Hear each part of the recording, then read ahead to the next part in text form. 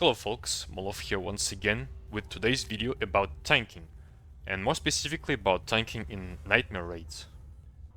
We first need to assess all the variables, mechanics and interactions in play in order to be able to diligently set up proper tanking builds and rotations.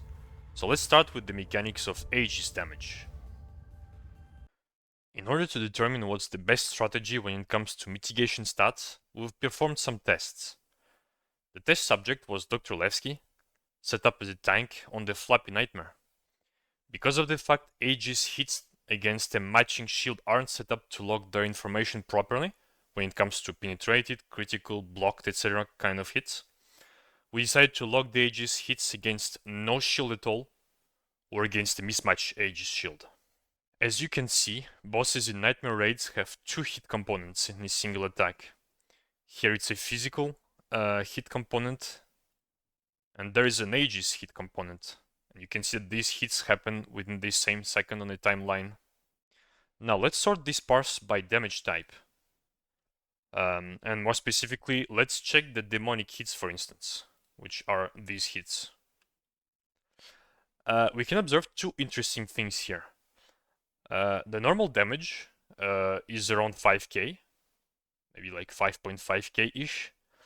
And the penetrated demonic hit, this one, is also around 5k. In fact, ironically, it's the smallest of the demonic hits in the list. It's even below 5k. So it's already pretty clear that the penetrated Aegis hits are bugged, and their damage is not 40% higher than the damage of a non-penetrated hit. We can also notice that the critical hit here is almost equal to 7k damage. Critical hits from monsters deal 25% more damage. So it's pretty obvious here that the critical hits are not bugged and in fact deal more damage, as one might expect. Here's a different parse with blocked and glanced hits. Let's look at demonic hits once again. We can see the normal damage here is still around 5k, and then the blocked demonic hits, which are these two lines, are also around 5k. They would have been around 3k if blocked worked correctly and reduced incoming damage by 40%, or even more than that if a hammer was equipped in the build, due to hammer's thick skin passive that reduces blocked damage even further. So it makes it crystal clear that block is also bugged for incoming Aegis hits. Meanwhile, here we have two glanced and blocked hits. And it's pretty obvious that glancing works on Aegis hits and in fact correctly reduces the damage taken by 60%. And once again, these hits also being blocked hits, damage being reduced only by 60% obviously means block doesn't do anything at all here when it comes to reducing the damage taken.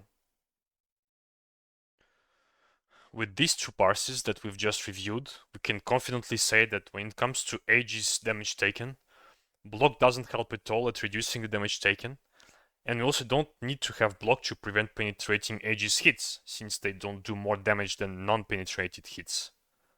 We can also say that defense works quite well at both preventing critical Aegis hits, as well as reduce the Aegis damage taken. Now let's see how evade works in this situation. Let's check this parse now. Here's the situation here. We can see that the first 5 hits from the top happen on pull if we check the relative time column at 1 second and up to 8 seconds.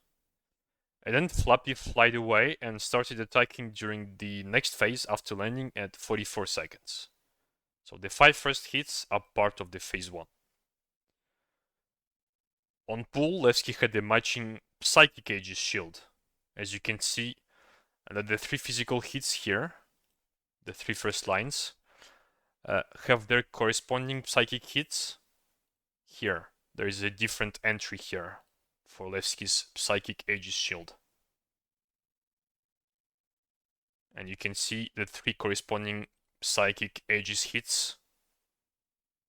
There is another interesting bit of information here. These 2 physical hits here got evaded. Hence they have no damage type because they missed if you can see here in the damage column. These hits happened at 7 and 8 seconds, and we can see that when it comes to psychic Aegis hits, there are no corresponding psychic Aegis hits at all at 7 or 8 seconds.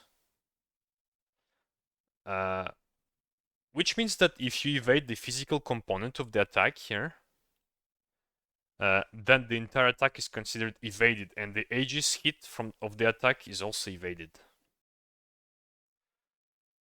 Now, there are several more interesting bits of information to gather from this parse. Let's check the attack at 53 seconds here, these two lines.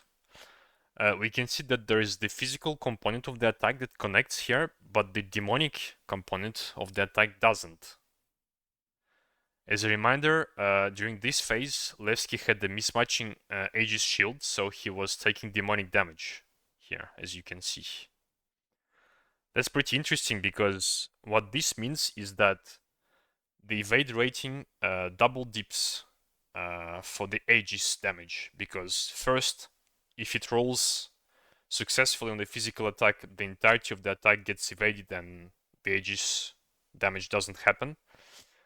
But then, if the physical component of the attack does not get evaded, the Aegis component of the attack can still get evaded. There is something more to mention.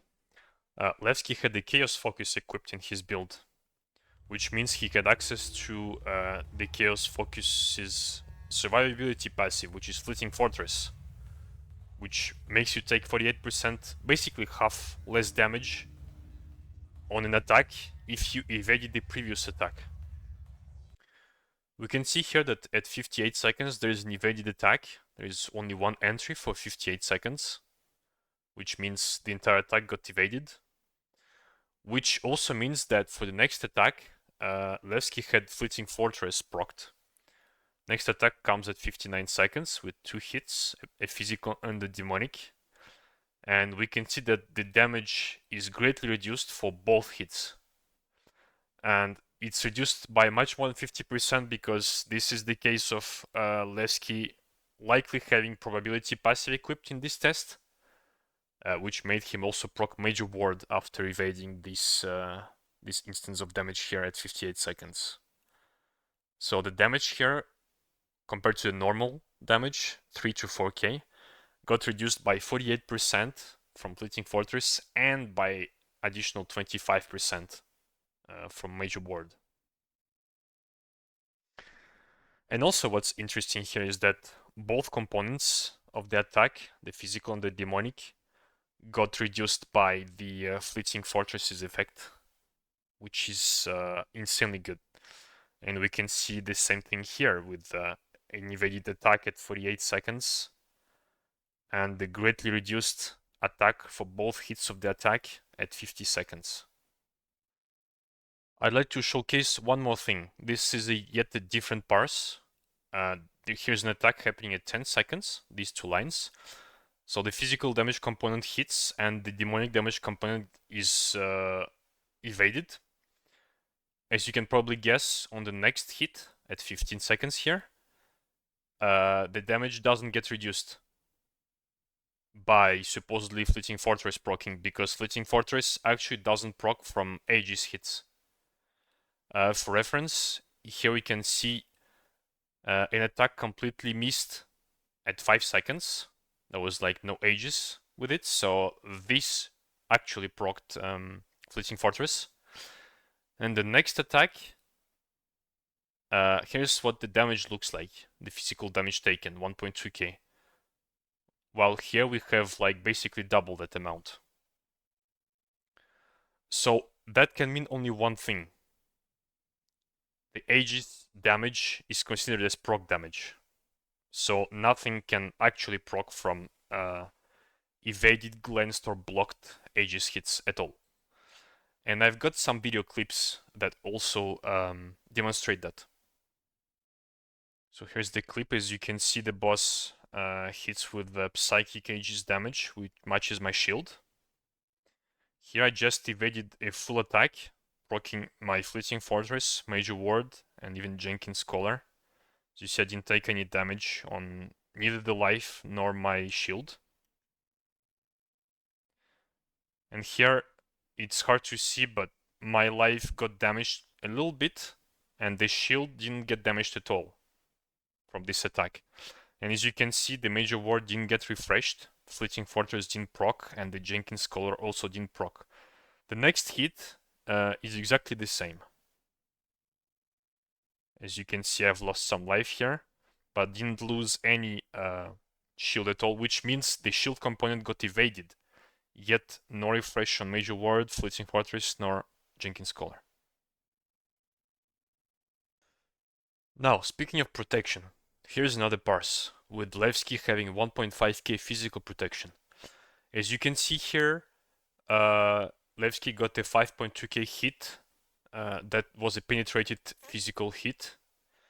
And the other hits during this phase, physical hits, were around 3.5, 3.8k, which is fairly lower than the 5 to 5.5ks that we've been seeing in the previous parses. And when it comes to the Aegis damage, here we can check the Aegis damage in the demonic Aegis from Levski here. We can see that the damage is similar to what it used to be, somewhere between 4.8 to 5.5k-ish. This hit in the first phase is only 3.4k because Levski's shield got depleted, and it happened at 10 seconds, and we can find it in Levski's incoming damage here. There was a demonic damage instance overflow on him at 10 seconds. So TLDR, physical protection works on physical attacks only, and Aegis damage is its own damage type, which is not physical and not magical.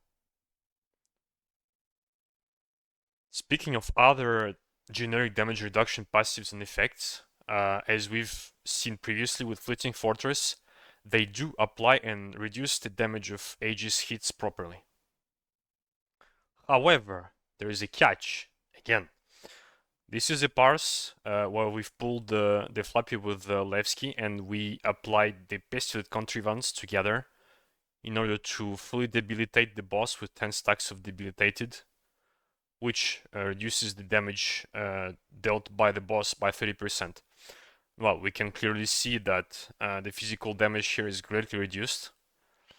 However, when it comes to Aegis damage here, well, it isn't.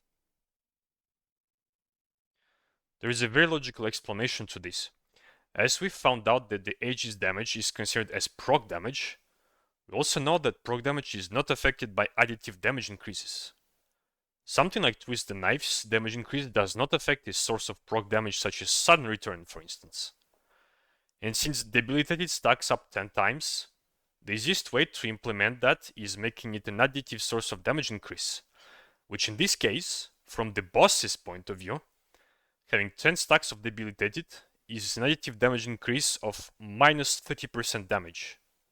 And that does not affect proc damage at all. Okay, so what's the TLDR about these defensive stats? Well, I'd put block and physical protection in the same category, where I would say I wouldn't advise going block nor physical protection, except maybe in your raid, where the physical portion of the damage taken is fairly consistent, and the Aegis damage isn't that great. When it comes to defense and evade, well, defense is very good, but evade is even better, because you have double dipping when it comes to evading Aegis damage, and also because you have Fleeting Fortress, which is absolutely insane, which automatically means one of your two tanking weapons has to be Chaos. When it comes to generic damage reductions such as Major Ward, obviously get as many of them as you can. You should also get debilitated even if it doesn't work on the Aegis damage taken, except for New York Raid where it doesn't work for anything, even physical.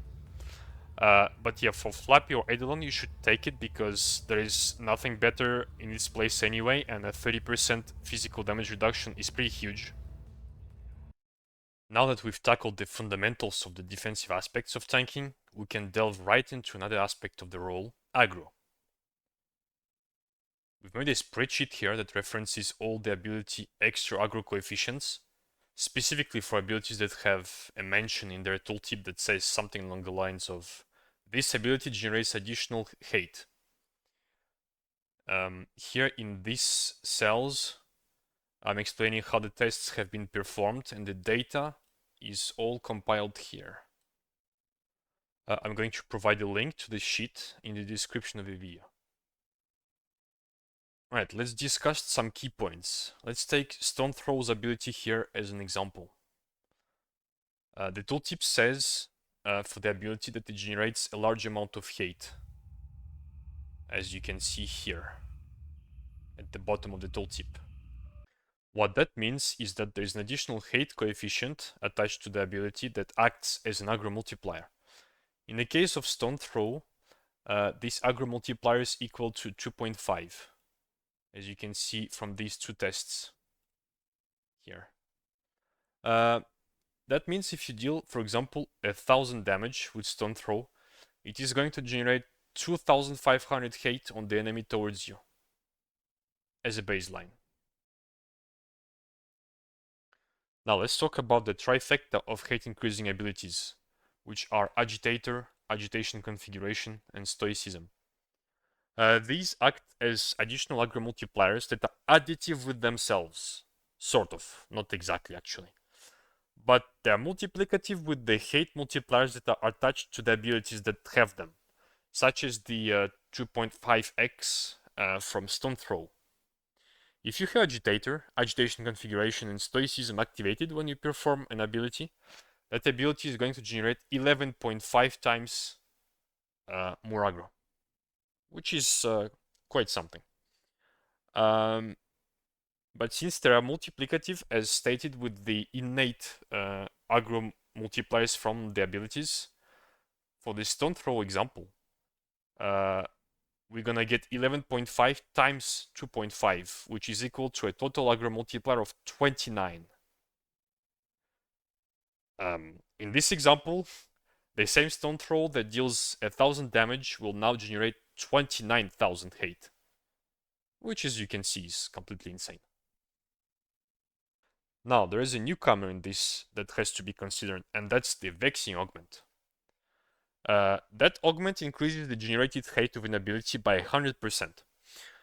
What that means is that if you attach this augment to an ability that doesn't have any extra generated hate built into it, like Stone Throw for instance, for example Obsidian Aegis, then it will act as if the ability has a times 2 extra hate coefficient attached to it. So it effectively increases, in this case, the ability's hate by 100%, or in other words, doubles it. And this will multiply the whatever extra hate you get from Agitator, Agitation Configuration, and Stoicism, which, if you have all three, is 11.5, for a total of times 23. Pretty good. However, if you attach the Vexing Augment to an ability that already has a built-in aggro coefficient, such as Stone Throw, in this example here, well then the 100% hate increase from Vexing is added to the ability's existing hate coefficient. For Stone Throw here, we'd be getting from times 2.5 to times 3.5. Well, here we have 3.68 because we overkilled the target a little bit when we took over the aggro, which explains why it's a little bit higher here. But yeah, anyway, if it's times 3.5 instead of 2.5, we're only getting an overall increase of 40% hate instead of doubling it. Now, it is time to talk about Grand Slam, the big boy in the aggro scene. As a reminder, Grand Slam has two components. A direct damage component that deals roughly the same damage as a single target builder, a little bit less. But it also has an additional proc damage component that cleaves the nearby targets if your main target is weakened. Well, it turns out, after extensive testing, we found out that the built-in aggro coefficient of that prog portion of Grand Slam is equal to times 9. Which, when multiplied by 11.5, for example, if you're under the effects of the trifecta, becomes a total aggro coefficient of times 104, which is completely insane. Now, if you attach a vexing augment to the ability, the vexing augment multiplies the aggro of both components of the ability. The direct damage component's generated rate is multiplied by 2, because it doesn't have any inherent aggro multiplier attached to it as a baseline. And the proc portion of the ability gets its coefficient increased from times 9 to times 10, as you can see here. Overall, the vexing augment increases the total Grand Slam's aggro by approximately 53%, as we've calculated here. As a result, Grand Slam's total innate aggro coefficient is equal to 1.9, almost 2, just by itself. When compared to something like Run Rampant, for example, Grand Slam generates approximately 2.7 times more aggro than Run Rampant, almost 3 times more aggro. There are some more interesting extra bits of information in this spreadsheet that you're free to read. Based on all the details that we've just discussed here, we can now deduce some general guidelines when it comes to efficiently crafting a tanking build for nightmare raids. First of all, use Stone Throw in the build, or Sling Blade for that matter, with a Mercurial Augment on it. Because this should be the most efficient ability in your toolkit to have for the purpose of both reducing group cooldowns and generating burst aggro. Second, do not use the Vexing Augment on a builder, especially a builder like Grand Slam, since it's less efficient than using it on the consumer. The caveat here is that the consumer has to be able to accept blue augments. There are 2 possible consumers for Hammer, for instance, that can accept blue augments: Aftershock and Obsidian Aegis. Since Aftershock grants you Minor Ward as an additional effect, we usually opt for this consumer. However, there is a possible argument to be made about Obsidian Aegis because Aftershock has a 4-second cooldown, which makes it impossible to use back-to-back with Ambrosia. So if you feel like you need extra burst aggro on pull or something like that, consider Obsidian Aegis. For Blade, we've got the choice between Brandish and Binding Wounds. For reference, Brandish has an innate aggro coefficient of 50%, so 1.5, and Binding Wounds coefficient is 25%, so 1.25. Usually Brandish is the superior choice, but it requires an additional passive slot to reduce its cooldown from 10 seconds to 5 and get some extra defense rating. Now, third point. Because we are putting the vexing on the consumer, the builder should always be getting the piercing augment in order to improve the overall penetration chance of the builder and be able to apply the breaching signet more consistently, which you should be having on your building weapon. And finally, I should mention that Hammer has an additional significant bonus when it comes to aggro generation besides Grand Slam, and that's Momentum, which increases the damage of Hammer ability by 40%, which acts as a separate multiplier to the aggro, which greatly buffs the aggro of consumers since that be used with Momentum. But Momentum also can be used on other abilities that we'll discuss during build reviews. Now, one more detail that I'd like to showcase here before diving into presenting you folks my builds. Star Fox managed to create an auto-hotkey macro that reads which of your weapons is the currently active weapon from the dedicated memory addresses, and if it's not the secondary weapon, it presses your weapon swap keybind, which for me is EU, once or twice, in order to make your secondary weapon the currently active weapon. The macro looks like this. You just have to change your keybind here. For me it's EU, but you can put anything else that you're using, and it's gonna do the job. Here's the macro in action. See, I'm holding Chaos. Secondary weapon for me is Chaos. holding chaos again, holding chaos. The animations tend to get wonky, like this. But every time, almost immediately, I go back to chaos. What's the point, you might ask? Well, there's the point. You can get something like penetration rating on your building weapon, which for me is hammer here, and actually hit with this weapon and get extra penetration stats and get more aggro, more damage, and better breaching uptimes, of course. But then passively, if you get to swap to your secondary weapon every time, you can get something like this with an extra evade rating here. And that's a lot of evade rating for free. This macro can also be used in DPS builds in order to proc your offhand's signet a little bit more reliably. And as usual, the macro will be available in the video's description. Now let's review the gear that I'm using for tanking all the 3 nightmare raids. First of all, I've got 643 hit rating. You can add some orange juice in order to get to 653. I have a QL11 hit rating glyph on the head talisman, as well as a QL11 hit rating glyph on a minor talisman. I've got 1010 penetration rating from 1 glyph on a major talisman, 1 on a minor, and on a weapon. After that, I've got 1 defense glyph on a major talisman, 1 evade glyph on a major talisman, and 1 evade glyph on a minor talisman. My builds are tailored around receiving the debunking buff from the healer, which grants a lot of extra defensive stats, block, defense, and evade, which is the reason I've chosen to split my defensive glyphs between defense and evade, instead of stacking only evade, for instance, because of the fact you'd be getting into heavy diminishing returns. Now, when it comes to talismans, weapons, and signets, obviously breaching signet on the hammer. I have no signet in the chaos because this is a stat stick, basically, and there is nothing that could be really useful here. An ablation signet, a salvation signet, and a displacement signet. Now this one is extremely rare and is probably unobtainable these days because it's a Shambhala signet. However, you might get lucky and get a blue displacement signet, which gives 40% evade chance, 1.5 seconds upon dodging, which is invaluable especially in the Eidolon.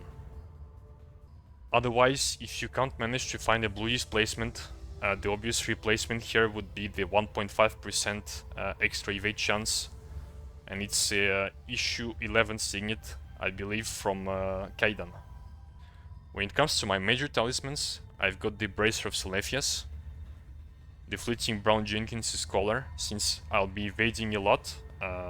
This will reasonably often proc the 100% crit chance buff, which helps me a lot with the aggro. And then we've got a generic talisman with an attack rating signet. Finally, for the head talisman, here I've got a very rare signet as well. It's a signet from Shambhala that gives me 18% crit chance and penetration chance for 2 seconds whenever I either evade, glance, or block, which also helps with a lot with aggro and with the breaching signet uptime. You can replace this signet by something like the Essential Salts of Joseph Curwen, which gives you more penetration rating, 25%, which effectively would give me, with my stats, 250-ish more penetration rating. Or you can get the equivalent of the breaching signet effect on your head, and then you can get something else than a breaching signet on your hammer, for example laceration. And finally, for the auxiliary weapon, we're using the whip with the binding signet for crack that debuffs for 4.5% extra damage taken for 3 seconds. When it comes to Aegis gear, nothing specific. The modules that I've got are the evasive restoration module that grants me some small heals when I evade an attack. And then I've got the target antagonism module, which occasionally grants me a little bit of extra hate, but those are mostly inconsequential.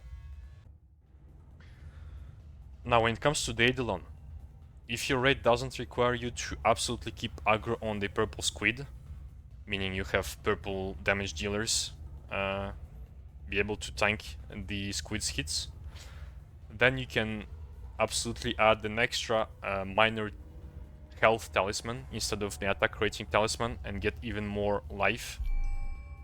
The consumables that I use are pure anima max health, and with this setup we're looking at 15k life. Without that extra HP talisman, we're at 13.2k almost life.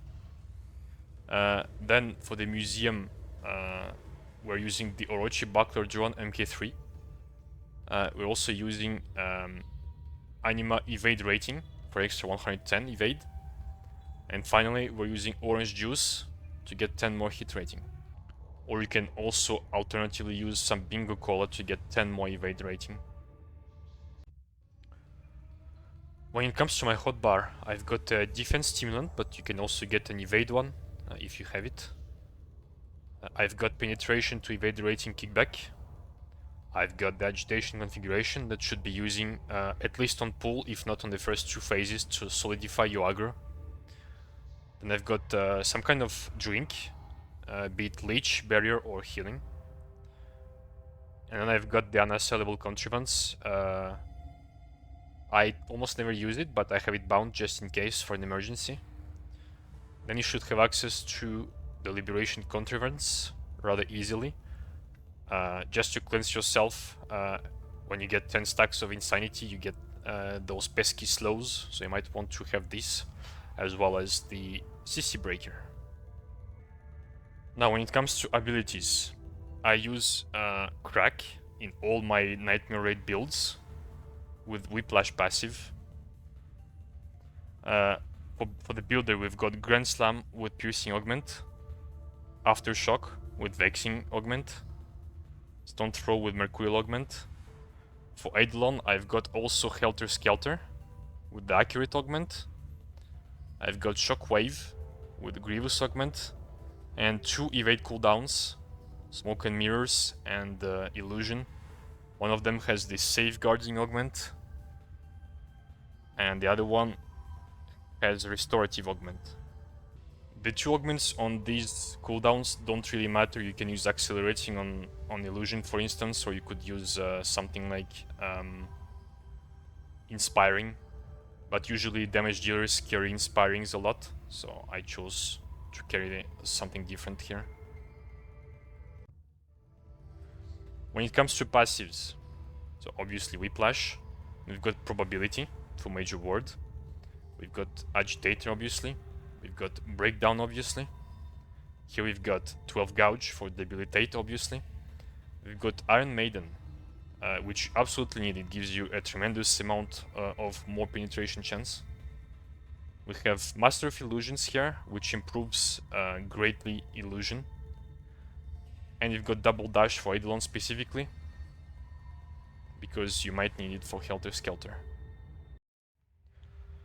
Now, when it comes to Flappy Nightmare build, we've got the same core when it comes to the abilities, which is Grand Slam, Aftershock, Stone Throw, Shockwave, and Illusion, with a slightly different augment here, which is the Accelerating Augment. Then we've got Chaotic Pull with Accurate Augment, which serves us as a positioning tool for Flappy when it lands. You could be using Chaotic Pull in order to get the first hit on the boss. And then we've got Helter Skelter with the Random Augment. I chose Inspiring. That serves us as an impairing tool for Psychic Renewal or an emergency dashing tool. When it comes to passives, we've got very similar passives, except instead of Double Dash, here we've got Inevitability, but you could grab Double Dash if you wish so. When it comes to the hotbar for Flappy Nightmare, I've got plenty of things actually. I have Defense Stimulant, but you can get Evade as well. I've got Penetration to Evade Rating Kickback, Agitation Configuration, some kind of drink. I think Barrier is probably the best here. Then I've got the Liberation Contrivance bound here. This is to ensure that you free up from a web if you get webbed by a spider. You can also use this proactively in order to prevent getting hit by a tier of these. If you do that, not only you're not gonna get knocked back by the tier of these, but you're also not gonna take any damage from it. And then you should also have easy access to CC Breaker and the unassailable contraments if shit hits the fan. But you're probably not gonna have the cooldown available for it, since you have to use the agitation configuration on every phase, and its cooldown is just enough to be up for every phase, except on pull. Since on pull the phase is very short, and if you use the agitation configuration on pull, you're not gonna have it when the boss comes back. So what I do is I actually use the stimulant attack and the crit to crit power kickback on pull right before pulling the boss, right before falling from the platform, in order to get extra offensive stats and be able to hold aggro actually without the gadget.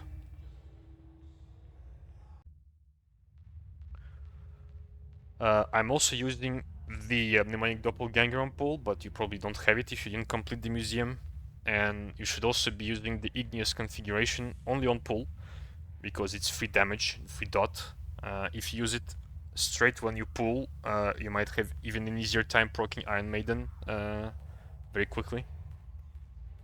And it's only a 20-second cooldown gadget, so you'll have the agitation configuration up in time for when the boss comes back.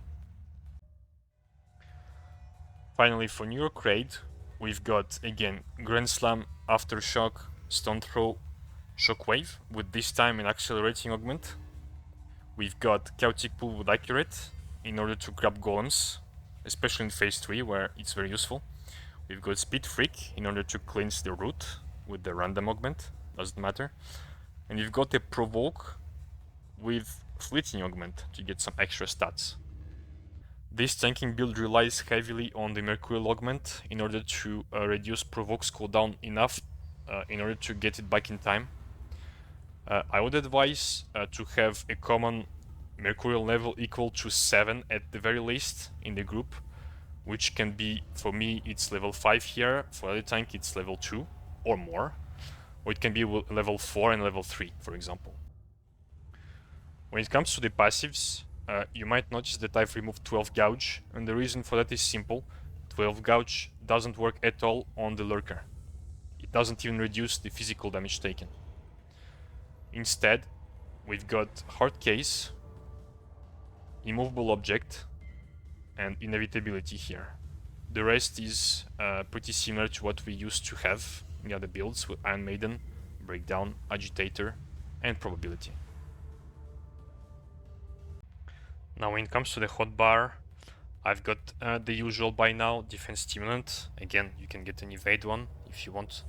I've got penetration to evade rating kickback, agitation configuration, especially if you're pulling some kind of drink. Well, here this matters a lot. You should get the leech drink, because in phase 3, when there are buff circles, since you deal so much damage, the leech drink will refill your HP very quickly.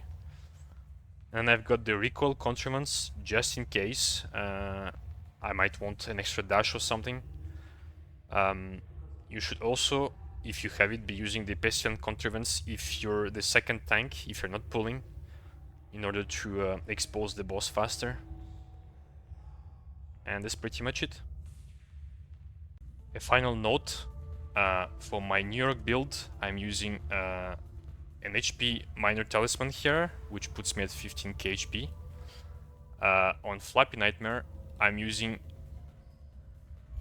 an attack rating talisman here instead, which puts me at 13.2k HP, because I need more combat power in some situations on the Flappy because of the aggro resets. Now we've got an alternative blade-based build here for New York Raid. We're building with Blade Torn because Blade Torn has a ×3 aggro multiplier on it, which is more aggro than something like single target Delicate Strike. But you can take Delicate Strike instead if Blade aggro is for some reason an issue, like for example pulling the zombies to you. Then we've got Brandish, Sling Blade, and 4 Seasons. We have the same kind of augments on the Blade core as we've had on the Hammer core here. The reason we use either 4 Seasons or Shockwave for the Hammer is that we apply vulnerable magic. Basically, what you can do is rotate vulnerable magic with tanks, so you have one less vulnerability to take care of by other people. But, however, if you feel like you're not tanky enough, you can obviously revert to using Stoicism instead. Also, when it comes to passives, we've replaced Inevitability here by Brandishing Support. When it comes overall to this build compared to the Hammer core, this build should generate slightly less aggro than the Hammer core build, but should be tankier than the Hammer core build because of the fact that we're using Brandish here, which gives us defense and lots of damage mitigation. Also, final note about the reason why we're not building with Chaos, for example, Run Rampant, in order to get 200 more evade rating, is because we're having that stat stick with evade rating here and we're using the auto hotkey macro to weapon swap. Now here's the showcase of the tanking rotations that you should be performing in order to actually be able to keep aggro. First, before every pull, we buff up with full momentum, so we can engage with something that deals 40% increased damage. Then the idea is very simple. The best ability to use your momentum on is Shockwave by far. Shockwave here has the highest tooltip damage when you compare it, for example, to Stone Throw, 1.5k roughly, or Aftershock at 5 resources, which is 2.2k. Shockwave simply slaps. So the idea is you go Shockwave first, then Stone Throw to apply Debilitate and to proc Mercurial Augment immediately, and also to generate more burst aggro, and then Aftershock. And then the rotation becomes Builder until you full momentum, and then when you've got full momentum, you Aftershock. If Stone Throw is up and ready, and you've got momentum, Aftershock under momentum is slightly more aggro than Stone Throw under momentum, but it doesn't really matter at the end. What matters really is you getting your Aftershocks pulled under momentum, which is gonna give you a lot of aggro. For reference, this build on Flappy, on pull, if you use correctly the Steam and kickback that I've advised you, and if you use the correct rotation, which is on pull, Shockwave, Stone Throw, Aftershock, in between you can use the whip. Usually what I do is I Shockwave and then I whip, and then I use Stone Throw and Aftershock, and then you continue building and Aftershocking on momentum. Also, right when you pull, you should be using Illusion in order to get evades, therefore to proc your Jenkins and my riposte as well. So you get even more aggro out of them, and also you'll be proccing the crit damage kickback as well. So with this setup and this rotation, you're capable of keeping aggro without having dubs in your group at all, and without using the agitation configuration. The only aggro passive here is Agitator. This is how strong the Hammer's aggro is. Now, before I showcase the rotation, something to note is that sometimes you'll run into situations where you get momentum, but your Aftershock is still on cooldown for a second. In that case, obviously it's better to use Grand Slam and consume momentum on it, and then use Aftershock on the next global cooldown, and then readjust based on that, with Grand Slams and then Aftershock. So here's how the rotation would look like. First we use these offensive steam and kickbacks, while still being on top of the platform. Then we get sprint back, They last for 20 seconds, so we've got time. We're gonna use Chaotic Pull in order to grab the boss and then the rest of the rotation. Let's do it.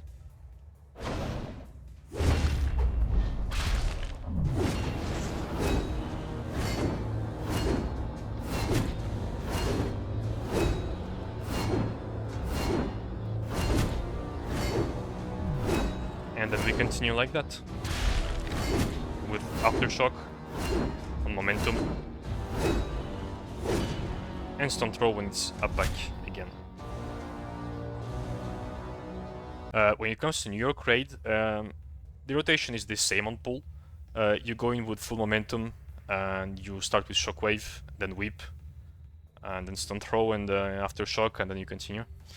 And when it comes to the Eidolon, there is a little difference on pull, because of the fact the Eidolon comes from far, and people will be popping manifestations on top of you. You should be pulling the Eidolon from a distance with Stone Throw when it comes closer, and then Shockwave, and then the rest of the rotation. On the other phases of the Eidolon, there is no aggro reset. You're keeping your previous aggro, so you can perfectly pull with Shockwave as usual under momentum, and you'd be just fine. There is just something to note about Eidolon. There is Tsunami, and the Tsunami actually resets your aggro. So when that happens, just make sure you have preferably your momentum, and then you just do the same rotation. Shockwave, Whip, Stone Throw, and the rest. You wouldn't even... I don't think you would even need to use the agitation here on that aggro reset, because most of the time people either don't have dubs up at the same time, and if they do, it doesn't even matter that much, because they probably don't have everything lined up as perfectly as they usually have on the pull rotation or anything close to that.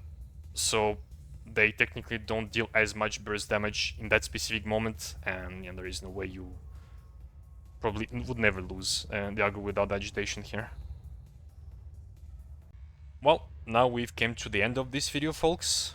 If you want to see a showcase of all these builds in action, those are obviously going to be separate videos. Cheers!